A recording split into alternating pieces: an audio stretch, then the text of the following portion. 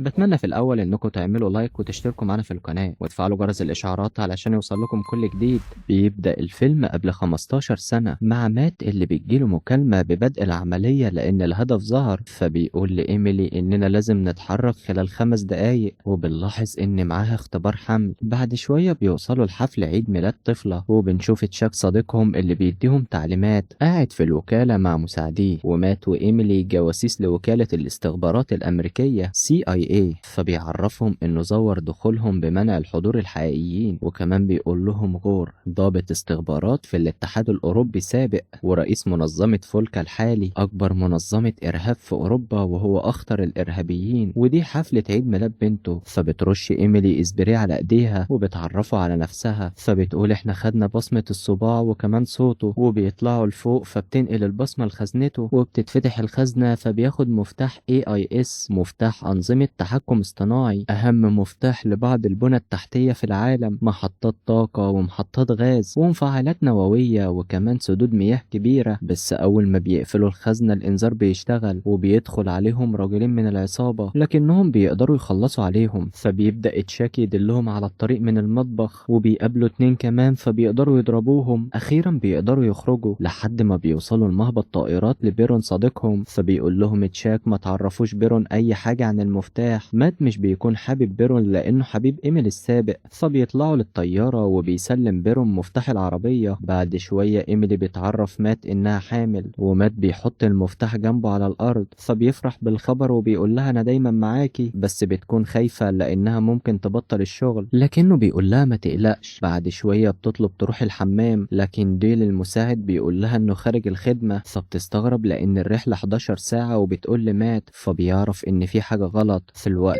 ده ديل بيروح لها بمسدس وبيطلب المفتاح، فبيحدفوا مات في الهوا، وبتقدر إيميلي تضربه وبتاخد المسدس، فبتثبت اللي قدامها، ومات بيضرب الباقي اللي وراهم، وكمان إيميلي بتقدر تضرب اللي قدامهم، فبيمسك ديل المسدس وبيحاول يضرب إيميلي، لكن مات بيزقه فالطلقة بتيجي في الطيار، وده بيخلي توازن الطيارة يختل، فبيضرب مات ديل قبل ما يهرب بالمفتاح، لكن الطيارة بتخبط في الجليد وده بيوقع ديل بالمفتاح، وبتبدأ الطيارة تنزل على الجليد وده بيصدعه، فبيحاول مات وإيميلي يهربوا قبل ما تقع الطيارة من على الجبل، وبتمسكوا إيميلي وبيعيشوا هما الاتنين. بعد شوية بيقول احنا لازم نوقف العمل لأنه بيسبب لنا مشاكل كبيرة، ده غير إننا اتكشفنا، فبيقترحوا إنهم يزوروا موتهم على الطيارة ويظهروا بهوية جديدة. دلوقتي هنرجع مرة تانية للحاضر مع إيميلي ومات، وبيكونوا اتجوزوا وكمان خلفوا أليس وليو، وبنعرف إن مات بقى مدرب كرة قدم، وبيكونوا كدبوا على أولادهم ومخبيين ماضيهم لحد ما بيجي تاني يوم وبيوصلوا للمدرسة، فبيلاحظوا إن إليس تصرفاتها غريبة لحد ما بيجي الليل وبتعرفهم إنها بتذاكر مع صديقتها، لكن إيميلي بتقدر تفتح اللاب بتاعها وبتلاقيها في مالها ليلي، وده عرفته عن طريق الرسايل، وده بيخليهم يخرجوا ويروحوا لها. أول ما بيوصلوا بيلاقوها، فبتقول لها إيميلي يلا عشان نروح، لكن بتوصل مجموعة وبيتريقوا عليهم، وبيحاول واحد يمنع إيميلي تاخد إليس، فبتمسكوا إيميلي من رقبته وبيضرب مات التاني لحد ما بيضربوهم كلهم، فبياخد مات التليفون اللي اتصوروا بيه وبيمسح الفيديوهات وبياخد إليس وبيمشوا. بنعرف إن صديقها اسمه جيمس، أما إيميلي بيعجبها اللي حصل، فبتحاول تقنع مات إنهم يرجعوا للعمل لكنه بيرفض، بيقول عاوزين نربي أطفالنا. وإليس بتحاول تقنع ليو إنهم يتجسسوا على إيميلي ومات زي ما هما بيتجسسوا عليهم، لحد تاني يوم والباب بيخبط، فبيفتح مات وبيكون تشاك صديقهم، فبيقول له انت عرفت مكاننا ازاي؟ بيوريه فيديو الملهى اللي اتصور امبارح، فبيقول لهم انا لقيتكم بسهولة فاعدائكم سهل يلاقوكم، لكنهم بيقولوا مر 15 سنة واكيد الكل نسي، بس بيقول لا لان المفتاح ضايع، وبيعرفهم كمان ان بيرون هو اللي دبر حادث الطيارة، وان غور ورجالته اكيد جايين. مش بيلحق يكمل كلامه وبيتضرب بالنار. في الوقت ده بتظهر مجموعة كبيرة بره بأسلحة، وده بيخليهم يحاولوا يهربوا قبل ما يدخلوا، فبينزلوا للجراج وبيجهزوا أسلحتهم وبيخرجوا عربية فيك تلهيهم، وبيخرجوا هم بالعربية الرئيسية. في الوقت ده بيعرفها مات إنه خد المفتاح، وبتحاول إيميلي تهرب من العصابة عن طريق اختصار الطريق، ومات بيحاول يبرر هو ليه خفى عنها موضوع المفتاح، وكمان بيعرفها إنه خفيف بيت أمها في لندن. أخيرا إيميلي بتقدر تتخلص من آخر عربية متابعاهم، كل ده وأولادهم في المدرسة، فبيوصلوا لهم إيميلي ومات وبيقرروا ياخدوهم من المدرسة للمطار، هيسافروا لإنجلترا. طبعا بيقولوا دي مجرد رحلة للجدة ده، وهم خارجين بتتفاجئ الموظفة من صورتهم لكنهم بيقدروا يخرجوا. في الوقت ده بتوصل الشرطة للمطار، وكمان بنشوف واحد بيراقبهم في الأتوبيس فبيكلم غور وبيبلغوا إنه شافهم. بتكون الشرطة منها بيرون وبيعرف أسمائهم الجديدة، فبيقول للمساعدة ويندي تركز على الأطفال لأنهم هيوصلوهم. لحد ما بيجي الليل وبيقفوا في بنزينة، فبيقول ليو أنا هجيب أكل مع إليس، وبتلاحظ إليس إن جوازات السفر مزورة. في الوقت ده غور بيكلم نفس الراجل وبيعرف منه مكانهم بالظبط، فبيوصل اتصال لبيرون بمكانهم بالظبط. وبعد شوية بتوصل رجالة غور قدامهم، فبيولع مات في خرطوم البنزينة وبيبعدهم، وبتمسك إيميلي مساحة زجاج وبتضرب فيهم لحد ما واحد بيفصل مكنة البنزين، فبيبدأوا يضربوا فيهم كلهم. كل ده بيكونوا شايفينهم الأطفال، فبيشغلوا العربية وبيطلبوا منهم يركبوا، لكن بترفض إليس تركب قبل ما تعرف الحقيقة، وده بيخلي إيميلي تقول لها احنا جواسيس. فبيقدروا يخرجوا من عندهم وبيطلعوا للطريق الرئيسي. في الوقت ده بيعدي بيرون من قدامهم، وده بيخلي مات يطلع فوق العربية بمسدس بيضرب عربية نقل مواسير فبتتفك الجنازير، وده بيعطل بيرون والباقي. طبعا عرفوا مكانهم عن طريق لعبة ليو، فبياخدها مات وبيرميها على العربية لأنها متصلة بالإنترنت ومكانهم معروف بسببها. بيرون عرف مكانهم عن طريق التجسس على مكالمات غور، وده لأن المفتاح خاص بغور وهو أول واحد هيدور عليه. فبيوصل مساعده وبيقول لعبة الطفل بعتت إشارة لحد ما بيطلع النهار وبيوصلوا لبيت إيميلي. وما ننساش إن المفتاح مدفون هنا. أخيرا بتقابل إيميلي أمها جيني، وبنعرف إن مات كان بيتواصل معاها. وبيرون بيوصل للعبة اللي موجودة على العربية، وويندي بتقدر توصل لبيت جيني، وده عن طريق آخر نقطة وصلت لها العربية. فبيبعد بيرون وبيعمل مكالمة بيقول وصلت المعلومة هتفيدك. في الوقت ده بيظهر نيجل صديق جيني، وما تقوليش ازاي، وبياخد الأطفال في جولة في المنزل، فبيوري ليو حاجات كتير زي قبعة ضد الرصاص. ومات بيقول لجيني على المفتاح لكنها بتتضايق لأن في ناس عرفت مكانها بسببهم، وكمان لأن إيميلي دايما بعيدة عنها وسبب زيارتها هي حاجة عاوزاها. فبتقول لها انت بنتك بتكرهك زي ما بتكرهيني. كل ده بتكون إليس سامعاهم، فبيقرر مات يروح مع إيميلي لمكان المفتاح. في الوقت ده بتوصل مجموعة من القوات الخاصة للقصر وبيقتحموا المكان، والنيجل بيعلم ليو حركات قتالية تساعده. أما مات وإيميلي بينزلوا المكان المفتاح لحد ما بيوصلوا وبيقدر مات يجيبه أخيرا. فبيسمعوا صوت مروحية وبيخرجوا جري. أول ما بيوصلوا البيت بيلاقوا جيني ونيجل مربوطين، فبيفكهم مات وبيجروا ناحية صوت الأطفال، لكن بتخرج القوات الخاصة وبتهددهم، فبيجروا ناحية صوت الأطفال المربوطة. وبتقول إيميلي احنا معانا اللي انتوا محتاجينه، فكوا الأطفال وهنوصل لحل. وبتنادى على بيرون، لكن اللي بيخرج هو تشاك صديقهم اللي المفروض اتقتل، وهو بينصحهم يبعدوا لأن مكانهم اتعرف. وبيقول إن بيرون ملوش أي علاقة بحادث الطيارة، وإنه زور موته زي ما هما زوروا موتهم. بيرون راجل صالح بيتابع مؤسسة فالكو ورئيسها غور، فبياخد منهم المفتاح. وجيني بتقرر تقوم وتنقذهم، فبتخرج مسدس تخديره وبتخدر أول اتنين. وتشاك بيدي المفتاح لديفني علشان تشغله، فبيقول تشاك انتوا السبب في اللي وصلت له، لأن بعد موتكم حملتني الوكالة السبب، وده خلاهم يرفدوني وخسرت بيتي وأسرتي. وبتبدأ جين تخلص على باقي الرجالة، وده بيخليهم يسمعوا صوت الدوشة. فبتقدر إيميلي ومات يضربوا راجلين وياخدوا أسلحتهم، وتشاك والباقي بياخدوا الأطفال وبيهددوهم لحد ما بيجي اتنين تانيين من وراهم وبيضربوهم. فبتخرج المجموعة بالأطفال للطيارة. بعد شوية بتفوق إيميلي ومات وبيراجعوا الكاميرات علشان يعرفوا أي حاجة. بيلاقوا ليو لابس خاتم اداهوله نيجل فيه GPS، وده بيخليهم يقدروا يوصلوا لمكانهم بالظبط، متحف تيت مودرن. فبيطلب من نيجل بدلتين ضد الرصاص، وبنعرف إن المتحف مقفول النهاردة بسبب حفلة. في الوقت ده بيوصل تشاك وبيقدر يدخل، وكمان بيوصل مات وإيميلي، وبتظهر ديفني اللي بتشغل المفتاح. وتشاك بيكلم غور وبيقول له أنا مش هستناك، وإن في رجالة تانية هتدفع أكتر منك. فبيكلم غور واحدة وبيقول لها تروح مع الرجالة لأن تشاك هيبيعهم. وتشاك بيقابل المشترين وبيرحب بيهم، بيوريهم قوة المفتاح وهو فصل الكهرباء عن كل لندن مرة واحدة بما فيهم المتحف. ومات وإيميلي بيقدروا يوصلوا لرجالة تشاك. تشاك بيوريهم قوة إضافية للمفتاح، وهو التحكم في سد مانع مياه المحيط توصل للمدينة، ولو اتفتح المدينة هتغرق بالكامل. فبيقول لديفني تفتح المرحلة الأولى، وإيميلي ومات بيقدروا يوصلوا لباقي الرجالة وبيضربوهم. المذاب بيقف على شخص ب250 مليون دولار. في الوقت ده بيرون والشرطة بيوصلوا لمات وإيميلي، فبيقول لهم انتوا مطلوبين دوليا، بس بيقول له مات ممكن تمسكنا لكن لازم ننقذ أولادنا. وبيطلعوا لفوق وبيهرب تشاك، وبتبدأ الشرطة تضرب العصابة، وإيميلي ومات بيجروا ورا تشاك اللي بيبلغ رجالته إنهم يهربوا بالأطفال للمحيط. وأول ما بيخرجوا إيميلي ومات بتوصل لهم رجالة غور، لكن جيني بتوصل لهم بقناصة على واحد فيهم، فبياخدوا موتوسيكلاتهم وبيمشوا. وبيهرب تشاك بقارب مع الأطفال، فبتلاحق إيميلي ومات باقي رجالة غور، بس بيقدروا يتخلصوا من واحد. وتشاك بيقول لديفني تاخد المفتاح وتقابله، وإيميلي بتتخلص من آخر واحد وراهم